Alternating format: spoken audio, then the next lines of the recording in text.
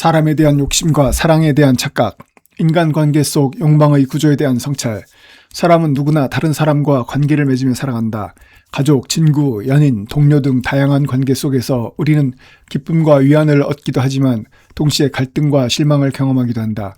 이러한 갈등의 상황 부분은 사실 상대방 때문이라기보다 우리 자신의 마음속에 있는 욕심에서 비롯되는 경우가 많다. 특히 우리는 종종 욕심을 사랑이라고 착각하기도 한다.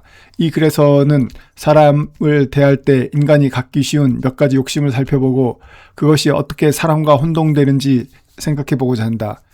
먼저 인간이 타인에게 가지는 대표적인 욕심 중에 하나는 상대를 내 마음대로 움직이고 싶다는 욕심이다.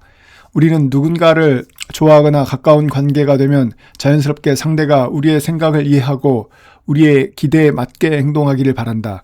예를 들어 연인 관계에서는 내가 이렇게 생각하니까 너도 이렇게 행동해 주면 좋겠다는 기대가 생기고, 친구 관계에서도 이 정도는 당연히 이해해 줄 것이라는 생각을 하게 된다.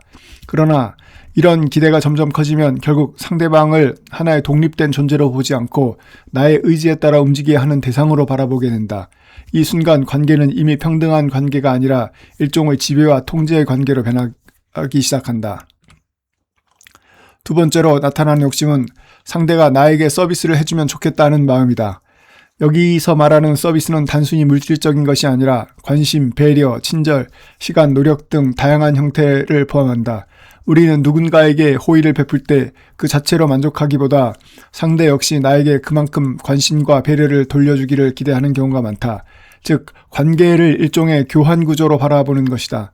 물론 인간관계에서 어느 정도의 상호성이 존재하는 것은 자연스러운 일이지만 문제가 되는 것은 그것이 지나치게 계산적인 형태로 변할 때이다.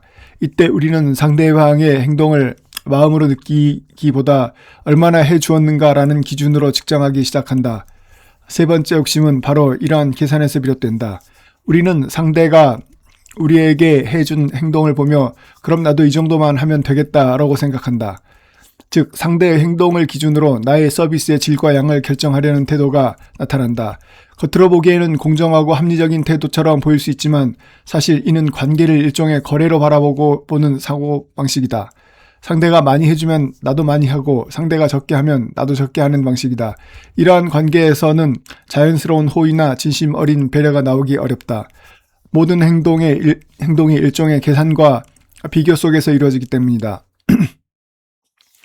이러한 계산적 태도는 결국 네 번째 욕심으로 이어진다. 그것은 바로 내가 손해보지 않으면 좋겠다는 마음이다.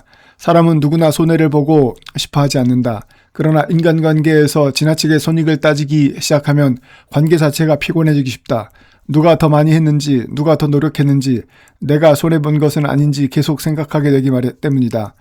그 결과 관계는 점점 더 자유롭지 못한 상태가 된다. 마음속에서는 늘 비교와 계산이 이루어지고 상대의 행동을 평가하고 점수 매기게 한다. 문제는 여기서 끝나지 않는다. 이러한 욕심과 계산이 가득한 마음을 우리는 종종 사랑이라고 부르기 때문이다. 누군가에게 집착하고 상대가 나에게 더 많은 관심을 주기를 바라며 나에게 더 잘해주기를 요구하는 마음을 우리는 사랑이라고 착각하기 쉽다.